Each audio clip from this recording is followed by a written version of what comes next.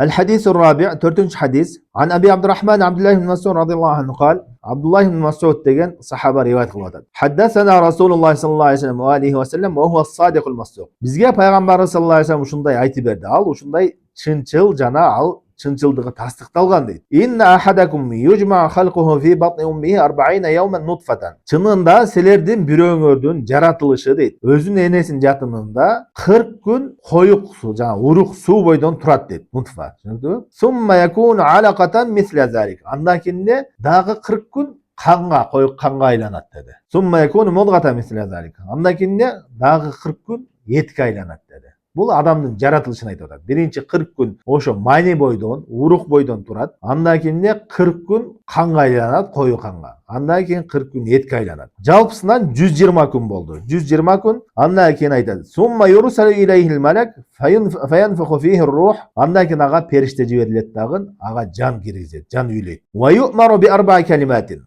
Ага 4 нерсе, 4 сөз жазылат дейт. Не 4 нерсеси жазылат ошол учурда эле. Бикат биризкихи анын ырыскысы. Kança jeyt, kança ijет, не жейт, бүт бары жазылат. Ва ажалихи өмүрү жазылат. Канча жыл жашайт, аз жашайбы, көп жашайбы. Ва амалихи жана кандай амал кылып өтөт бул жашоодо. Бул жашоодо кыла турган нерсеси. 4-нчүсү айтат: "Ва шакийюн ал саид." Ал бактысызбы же бактылуубу? Ал жазылат dedi. Демек ушул 120 күндө ушул 4 нерсе жазылат экен. Андан кийин айтат: "Фаллахи ла илаха гайрух инна ахадакум ла я'малу би'амали ахли жанна хатта ма якуну байнаху ва байнаха илля зира' фаясбуqu алейхи китаб фая'малу би'амали ахли нар фаядхулуха." Аллахка сыйынууга татыктуу зат жок болгон андан башка. Аллахтан ант ичип айтам дейт. Силердин бирөөңөр бейиш эйлердин амалдарын жасайт дейт. Бейиш эйлердин амалдарын жасап жүрөт, качанга чейин аны менен бейиштин ортосунда бир чыканак калганга чейин. Ушунчалык жакындык аралык калганга чейин бейишке кирүүсүнө. Жакшы амалдар жасап жүрөт. Андан кийин ал тагдырына жаман жазылган, ал тозок эйлердин амалын кылат дагы тозокко кирип кетет. Ва инна ахадакум ла я'малу би'амали ахли нар хатта ма якуну байнаху ва байнаха илля зира' фаясбиqu алейхи китаб фая'малу би'амали ахли жанна фаядхулуха. Равахул Бухари ва Муслим. Эми тескеринче дагы бирөөңөр тозок эйлердин амалдарын кылып жүрөт. Качандыр ошо тозокко кирүүсүнө бир чыканак калганга чейин. Андан кийин анын тагдырына ошол бейиш эйлеринен деп жазылып калган, ал бейиш эйлердин амалын кылат дагы бейишке кирип кетет дейт. Бул хадис Сахих Бухари Муслимде келген хадистерден. Бул хадистин кыскача мааниси эмне? Жалпысынан амалдар акырына карап жыйынтыкталат деген маани. Амалдар акырына карап жыйынтыкталат деген. Бул Бухариде келген хадисте пайгамбар саллаллаху алейхи вассалам айткан: "Иннамал а'малу бил хаватим." Амалдар акырына карап жыйынтыкталат дейт. Бул хадисте Абдуллах ибн Мас'уд радиаллаху анху риваят кылганда хадисти бизге айтканда айтып атат: "Ас-садиқул мастуq." Ал чынчыл жана ал чынчыл экендиги тастыкталган деп айтты да пайгамбарыбызчы. Не себептен ушул сөздү айтып атат дегенде алымдар айтат: эки себептен. Биринчисиден бул айткан нерселердин баардыгы гайып илимдер. Аллахтан башка адамдар билбей турган. Ал кезде медицинада билбей турган илимдер, гайыптык жөнүндө айтып атат. Ошон үчүн адамдарды ишендириш үчүн тастыктап, пайгамбарыбыз эч качан жалган сүйлөбөйт, ал чынчыл деп тастыктап айтып атат. Экинчи себеби алымдар айтышат, бул хадисте Абдуллах ибн Мас'уд айтып атканда сыймыктанып, сүйүнүп, рахат алып айтып атат. Ошон үчүн пайгамбарыбызды чынчыл деп айткан деп айтышат. Демек, жаратылыштын эмеси биринчи 40 күн урук бойдон, андан кийин 40 күн кан болот, андан кийин этке айланат экен. Андан кийин бул жерде дагы bir maселе. Пайгамбарыбыз саллаллаху алейхи вассалам Бухариде келген хадисте Абу Хурайра радиаллаху анху риwayat кылат. Айтат: "Хамсун ла я'ламухунна иллаллах." 5 нерсени Аллахтан башка эч ким билбейт деди да. Ошолордун бирөөсү эмне? Ва я'лам ма фил архам.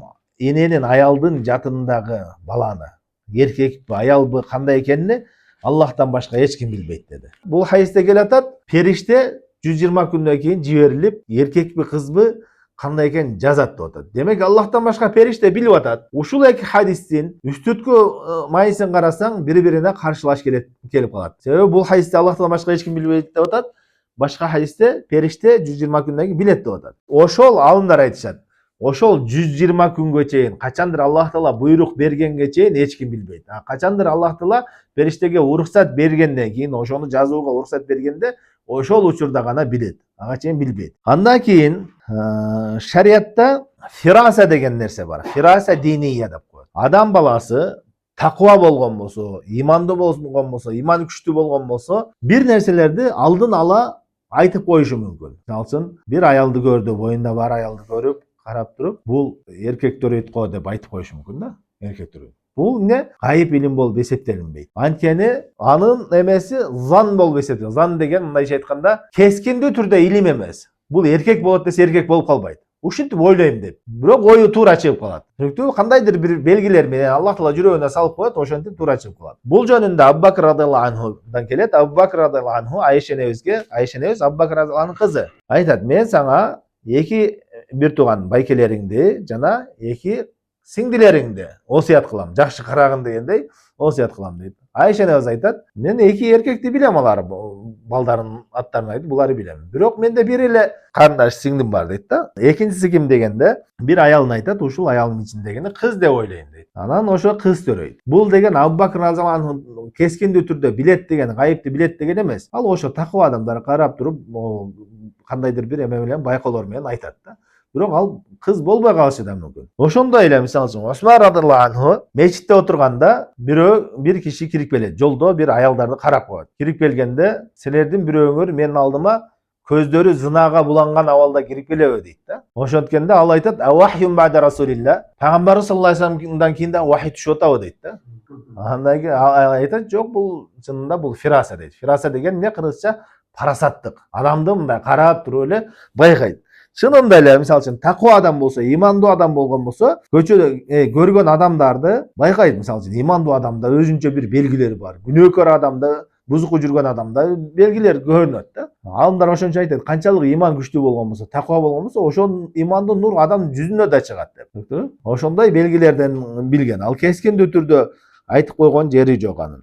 Бул гайып илимине кирбейт. Бул мисалы үчүн фираса, бул биз ал парасаттын, фирасанын бир түрү да. Бул диний деген такыбачылык бир түрү. Андан кийин ошондой илими дагы бар. Мисалы үчүн ал эмне? Адамдарды изчат этип окуу да, изилдеп, ошондой илими бар. Ал дагы тасталат. Мисалы үчүн айтышат: башы чоң болсо зиректикке далил болот. Далдары кенең болсо оор басырыктуу халим деп коет да. Ошондойго далил болот депчи. Ошондой адамдын мисалы үчүн окуп, эме кылып, адамдын кээ бир белгилерин билишет да, аламаттарын. Бул дагы эмне?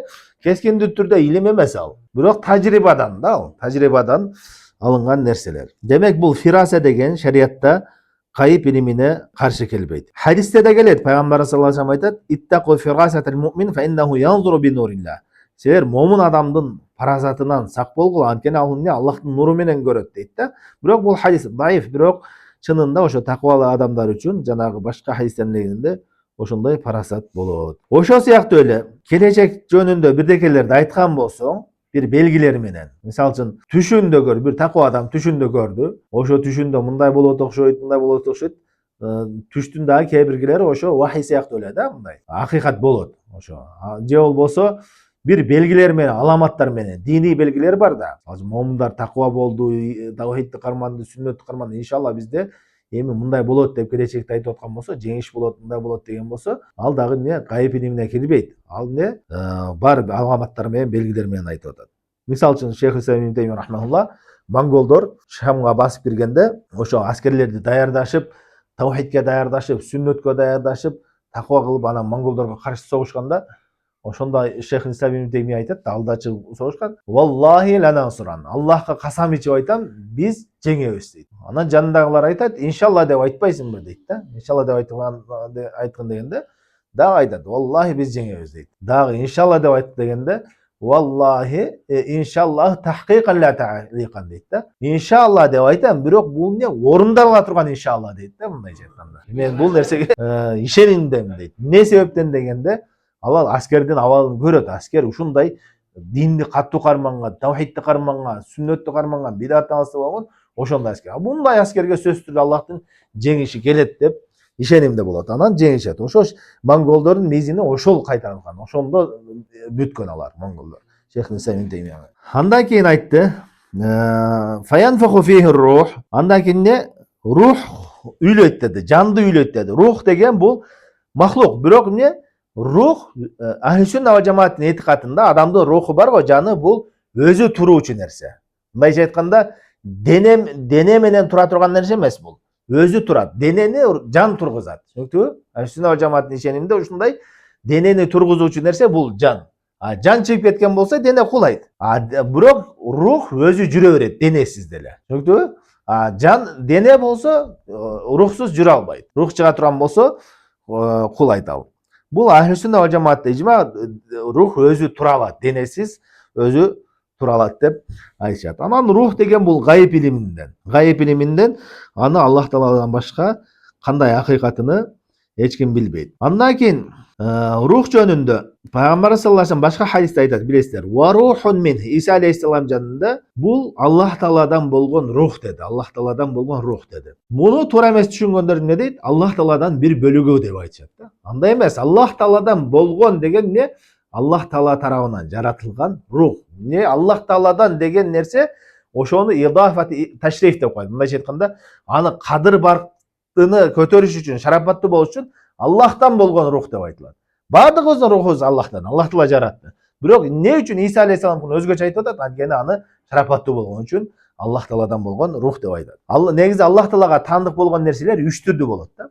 Ахли-сүннат вал жамаатта Аллах Тааладан деп айтылат го. Ошону жакшы билип алыш керек. Аллахтан дегенде Аллахтын бир бөлүгү, бир части деген майны эмес. 3 майында келет. Биринчиси, Аллах Тааладан деген болсо, ошол нерсени карайбыз. Ал өзү турала турган, эч нерсеге байланышсыз туралабы, туралбайбы? Эгерде эч нерсеге байланышсыз турала турган болсо, ал эмне болот? Аллах Таала аны жараткан махлугу болот. Эгерде экинчиси болсо, аны өзү тура албайт, башка бирөөлөр тургузат.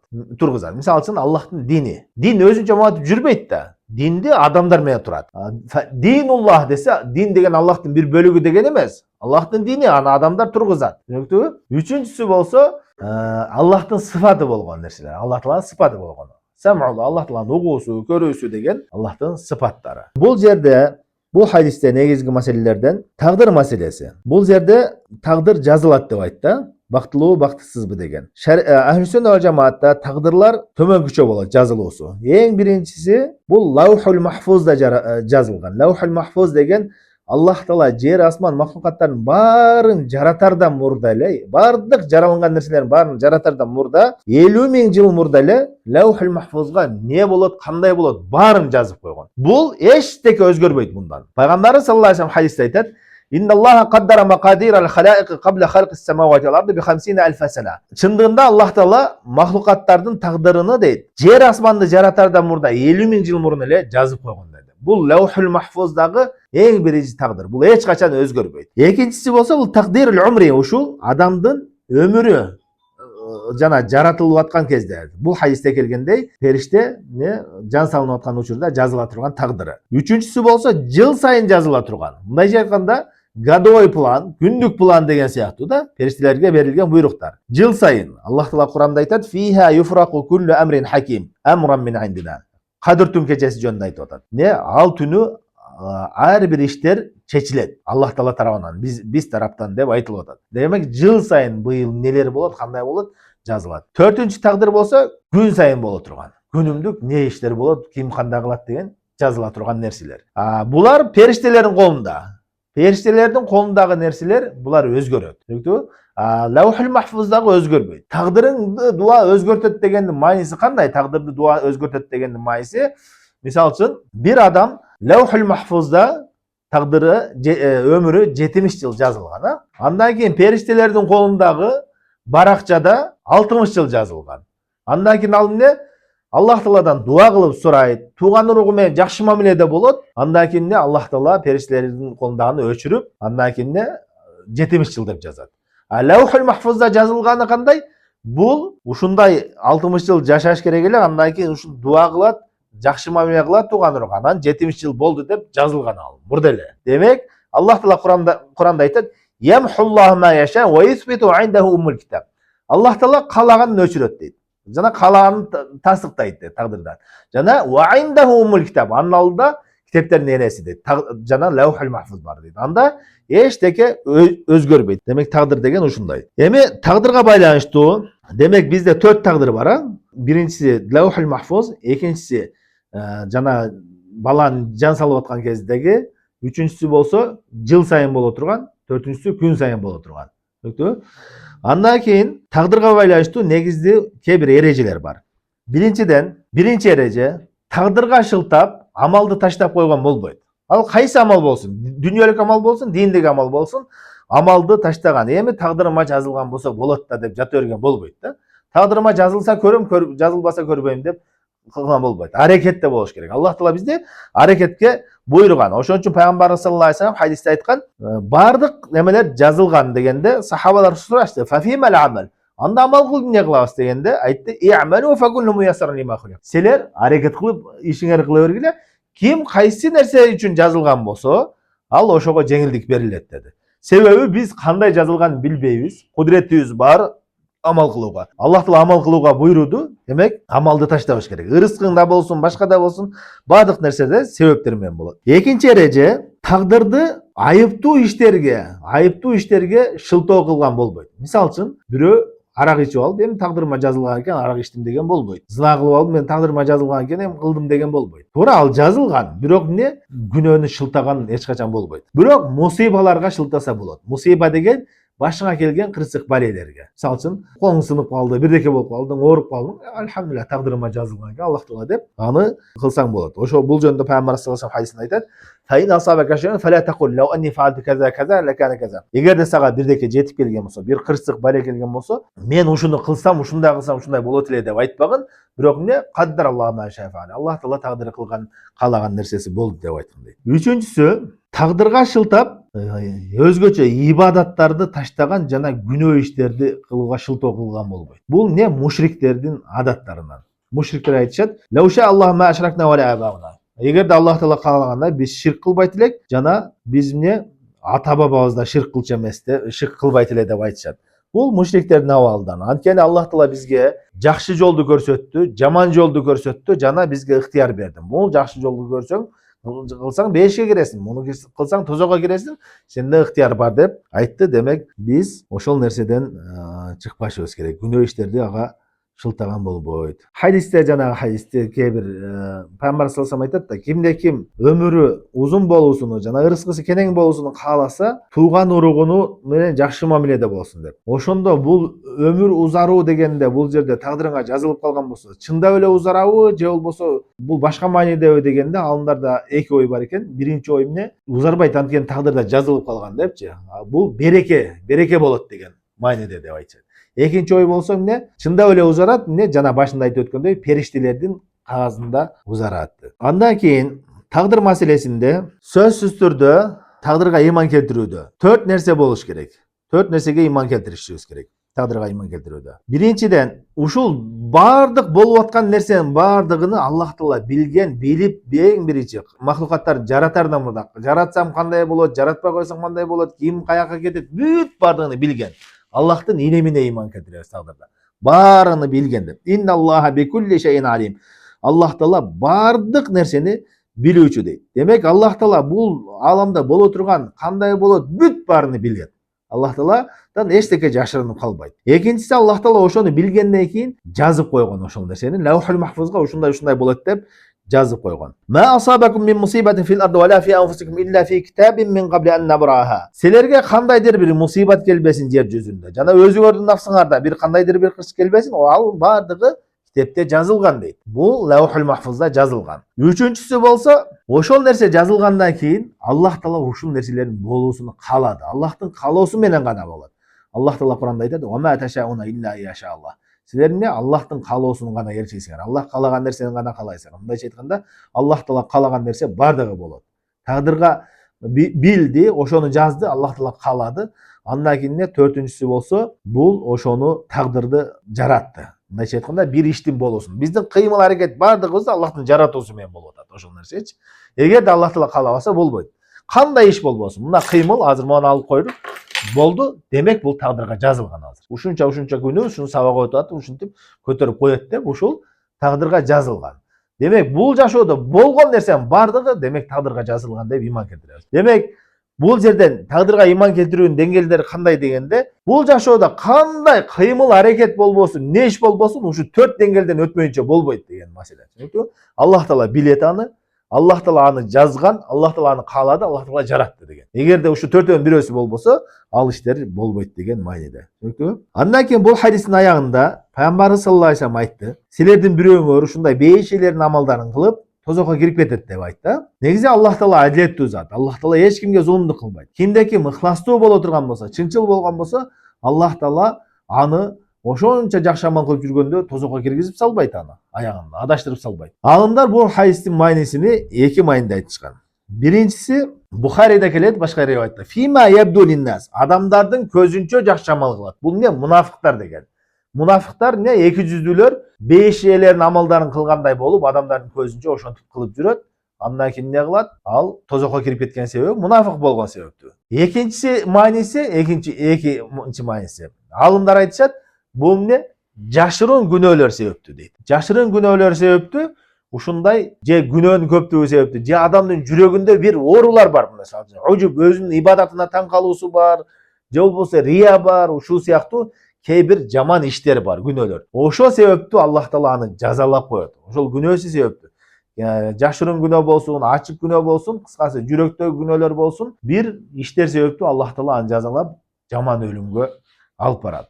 Ошон үчүн адам баласы колунан келишинче күнөөдөн сак болууга аракет кылыш керек. Туура ал беш элердин амалдарын жасайт. Намазын окуйт, орозосун кармайт, ибадатын кылат, бирок ошол эле учурда жаман иштери да бар да. Ошол жаман иштери аны жаман өлүмгө тартип кетет. Күнөөкөр болуп жүргөн күнөө кылып. Аллах Таала баарыбызды жаман өлүмдөн сактаган болсун. Күнөөлөрдүн чоңунан да кичинесинен да алыс кылган болсун. Саллаллаху алейхи ва саллям ала хайр халқи Мухаммад ва аля алихи ва сахбихи ажмаин.